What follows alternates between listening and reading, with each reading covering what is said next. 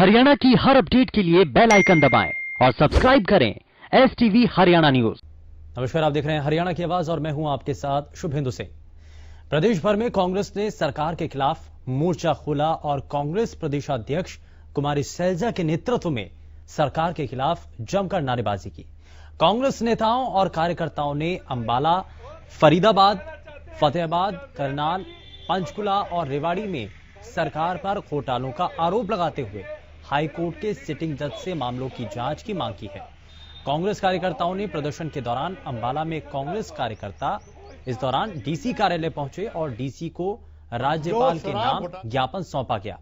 फरीदाबाद और फतेहाबाद में कांग्रेस कार्यकर्ता लघु सचिवालय पहुंचकर डीसी को राज्यपाल के नाम उन्होंने ज्ञापन सौंपा।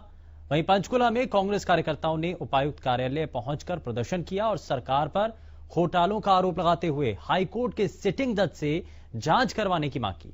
रेवाड़ी में पूर्व बिजली मंत्री कैप्टन अजय यादव ने कांग्रेस कार्यकर्ताओं के साथ सीटीएम को ज्ञापन भी सौंपा।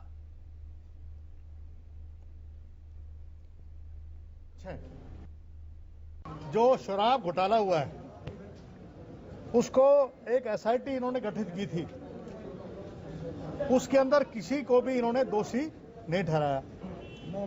वो केवल खाना पूर्ति हुई है क्योंकि एक्साइज डिपार्टमेंट ने मदद नहीं करी। और हम चाहते हैं इसकी सीबीआई की जांच होनी चाहिए ताकि दोषी एक व्यक्ति को आप दोषी नहीं ठहरा सकते। जिस तरीके से एससीटी ने जो है केवल एक व्यक्ति विशेष का नाम ले दिया, ऐसे नहीं होगा। आप इसके अंदर जो मोटी मोटी मगरमच्छ हैं उनको नहीं पकड़ा इन्होंने अब तक। एक नालायक जो बेटा होता है ना, अपने पिता की पूर्वजों की संपत्ति को बेच देता है। ये बीजेपी नालायक सरकार है, ये नालायक औलाद है जिसने इस देश की जो रेलवे को बेच रहे हैं, एयर इंडिया को बेच रहे हैं, बहल को बेच रहे हैं, एचएमटी को बेच रहे हैं, बीएसएनएल को बेच रहे हैं, क्या करेंगे देश के साथ। द्वारा हर जिले में ये जो शराब घोटाला हुआ है और भी घोटाले, रजिस्ट्री बंद, बैंक रजिस्ट्रियाँ होनी, दान घोटाला और इन घोटालों के खिलाफ मेनली मुख्य शराब घोटाला। भाई लॉकडाउन में जो जिस तरह से ये घोटाला हुआ, ये उस घोटाले के खिलाफ ये धरना और ज्ञापन का पार्टी का प्रोग्राम ये सारे जिलों में भाई ये मांग ये करती है। भाई ये इनकी कमेटियां पे विश्वास नहीं। कभी एक कमेटी बनाई, फिर दूसरी एसआईटी बनाई, फिर एससीटी बनाई। तो कांग्रेस पार्टी तो सिर्फ हाई कोर्ट के सिटिंग जज द्वारा इंक्वायरी हो, ये मांग कि हरियाणा सरकार घोटालों को लेकर कोरोना काल को अवसर के रूप में देख रही है कि सबका ध्यान जो है वो कोरोना के समय में सब इधर उधर उलझे हुए हैं।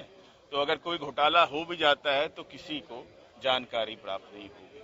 साफ सुथरी सी बात, जैसे कि अभी माननीय श्री रामकृष्ण गुर्जर जी ने कहा कि क्यों नहीं उच्च न्यायालय के सिटिंग न्यायाधीश द्वारा कार्रवाई की जाती कि दूध का दूध, पानी का पानी होना चाहिए। हमारी मांग ये है कि हाई कोर्ट के सिटिंग जज से सभी घपलों की जांच होनी चाहिए और उस जांच में खुफिया तंत्र ने उस मौके पे शराब घोटाले के टाइम पे, पैडी स्कैम के टाइम पे और जो रजिस्ट्रियों की घोटाला हुआ है, ऐसे टाइम पे खुफिया तंत्र कहां था?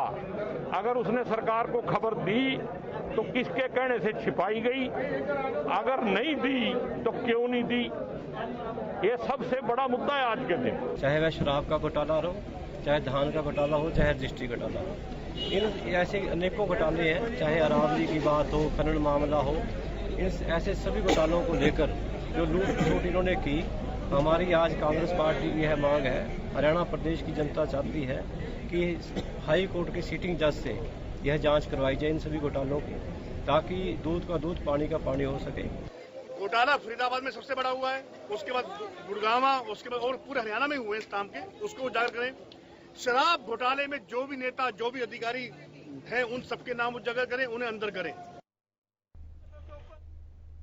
तो आज का विषय ये हमने आपके सामने रखा है और साथ ही इस विषय को लेकर आप यदि कुछ कहना चाहते हैं, आप बताना चाहते हैं अपनी राय सुझाव, या आपके मन में भी कोई सवाल है, आपको लगता है कि सरकार को घेरने में आखिर क्या कांग्रेस पार्टी सफल हो पाएगी। जिस तरीके से शुरुआत की गई है, जिस तरीके से आगाज किया गया है कांग्रेस पार्टी के द्वारा सरकार को घेरने को लेकर, क्या वाकई में एक सफल रणनीति है, क्या ये सफल रास्ता है, क्या इस सब से सरकार को घेरा जा सकता है, क्या ये रास्ता सही दिशा में आगे जा रहा है।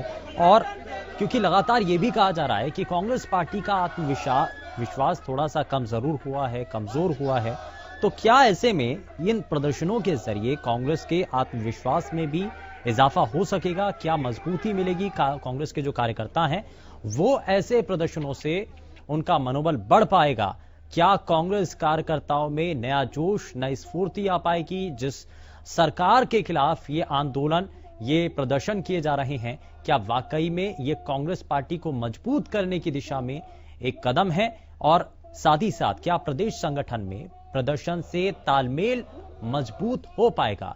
क्योंकि यहां तालमेल हम इसलिए भी जिक्र कर रहे हैं क्योंकि अलग अलग खेमों के बावजूद अब जब प्रदर्शन का दौर शुरू हो रहा है, सरकार को घेरने को लेकर फोकस किया जा रहा है, तो क्या कांग्रेस पार्टी के जो दिग्गज नेता हैं, प्रदेश स्तर के जो नेता हैं, क्या वो आपसी मतभेद को भुला करके एक साथ एक मंच पे आकर जो लक्ष्य उनका सरकार को घेरने का है, क्या उसी पर फोकस किया जाएगा।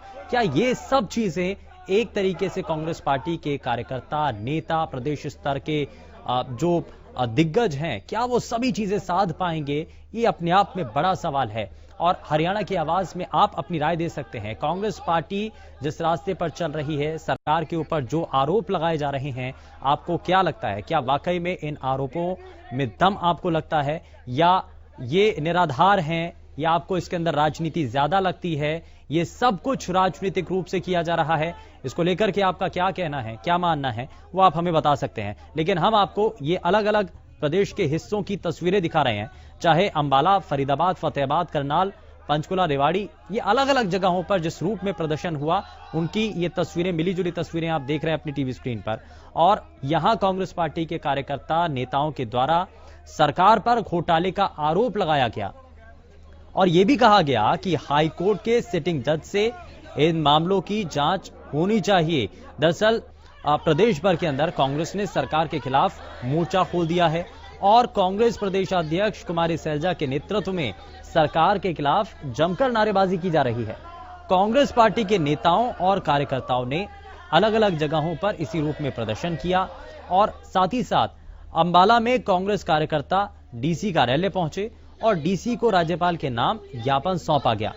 फरीदाबाद और फतेहाबाद में कांग्रेस कार्यकर्ता लघु सचिवालय पहुंचे और डीसी को राज्यपाल के नाम ज्ञापन सौंपा गया। वहीं पंचकुला में भी कांग्रेस कार्यकर्ताओं ने उपायुक्त कार्यालय पहुंचकर प्रदर्शन किया और सरकार पर घोटालों का आरोप लगाते हुए हाईकोर्ट के सिटिंग जज से जांच करवाने की मांग की है। वहीं रेवाड़ी में पूर्व बिजली मंत्री कैप्टन अजय यादव ने कांग्रेस कार्यकर्ताओं के साथ सीटीएम को ज्ञापन सौंपा है।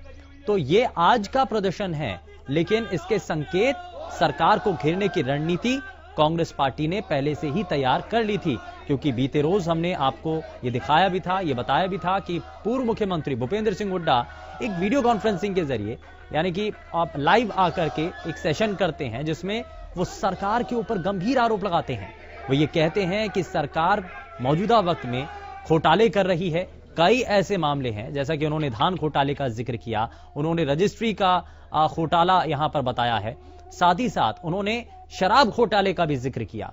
तो इन सभी चीजों को लेकर जो आरोप सरकार के ऊपर लगाए जा रहे हैं या लगाए गए पूर्व मुख्यमंत्री के द्वारा भी, और उसके बाद आज की ये रणनीति किस दिशा में है, किस रूप में है, वो आप देख सकते हैं, वो समझ सकते हैं। लेकिन सवाल ये कि क्या ये सब कुछ राजनीतिक रूप से किया जा रहा है, क्या इस सब के पीछे महज राजनीतिक माइलेज लेने की कोशिश है, या फिर असल सच्चाई कुछ और भी है, या सरकार को घेरने की जो रणनीति कांग्रेस पार्टी तैयार कर रही है वो अपने आप को मजबूत करने के लिए है, या फिर सरकार की छवि को खराब करने के लिए। तो ऐसे बहुत सारी चीजें हैं, बहुत सारे सवाल भी हैं। इन सभी को लेकर आप हमारे साथ कार्यक्रम में जुड़ करके अपनी बातों को साझा कर सकते हैं।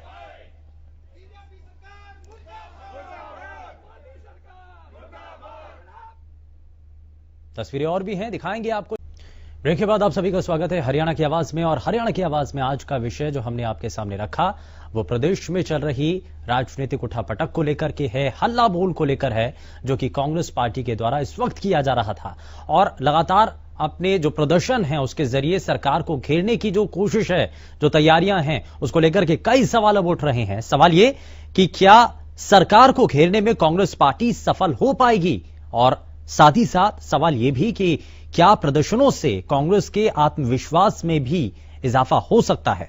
क्या कांग्रेस कार्यकर्ताओं में एक नया जोश, एक नई उमंग, तरंग, क्या ये सब चीजें वापस लौट पाएंगी? ये कई सवाल हैं और इन सवालों को लेकर के यदि आप कुछ कहना चाहते हैं, यदि आप भी कुछ बताना चाहते हैं, आप अपनी राय देना चाहते हैं, अपने सुझाव देना चाहते हैं, तो वो आप हमारे इस मंच के जरिए, जो टीवी स्क्रीन पर लगातार नंबर फ्लैश हो रहे हैं, उनके जरिए सीधे हमारे साथ मंच के जरिए जुड़ करके बता सकते हैं। आप ये भी बता सकते हैं कि कितना सरकार को नुकसान इससे हो सकता है। क्या वाकई में लगातार जो प्रदर्शनों का दौर शुरू हो चुका है उससे सरकार को कितना नुकसान होगा? और वहीं अब उपचुनाव भी है, बड़ौदा का उपचुनाव है, तो क्या ऐसे में ऐसे होने वाले उपचुनाव पर भी इसका असर क्या पड़ेगा? क्या इस सब को टैकल करने के लिए ही कांग्रेस पार्टी ने ये सब कुछ रणनीति तैयार की है? तो ये बहुत सारी चीजें हैं जिसको लेकर के सवाल है, लेकिन इन तस्वीरों के जरिए आप देख करके अंदाजा लगा सकते हैं और साथ ही आप बता सकते हैं, अपनी राय दे सकते हैं, अपने सुझाव दे सकते हैं। टीवी स्क्रीन पर लगातार नंबर फ्लैश हो रहे हैं और ये मंच आपके लिए ही है। ये मंच एक ऐसा मंच है जहां पर आप सभी इस कार्यक्रम के जरिए जुड़ करके अपनी बातों को, अपनी जो सुझाव हैं, अपनी राय हैं, वो किसी राजनीतिक दल, प्रशासनिक अधिकारी या सरकार तक पहुंचा सकते हैं। और आज का जो विषय है वो राजनीतिक है और राजनीतिक विषय को लेकर के आप यदि कुछ कहना चाहते हैं, आज के इस विषय पर यदि आप कुछ बताना चाहते हैं, अपनी राय देना चाहते हैं, सुझाव देना चाहते हैं, तो आप इस मंच के जरिए जुड़ करके दे सकते हैं। लेकिन आपको बता दें, ये जो तस्वीरें हैं प्रदेश भर के अंदर लगातार जो प्रदर्शन है उस दौर की शुरुआत है और ये सब कुछ कांग्रेस प्रदेशाध्यक्ष कुमारी सैलजा के नेतृत्व में हुआ। सरकार के खिलाफ जमकर नारेबाजी की गई।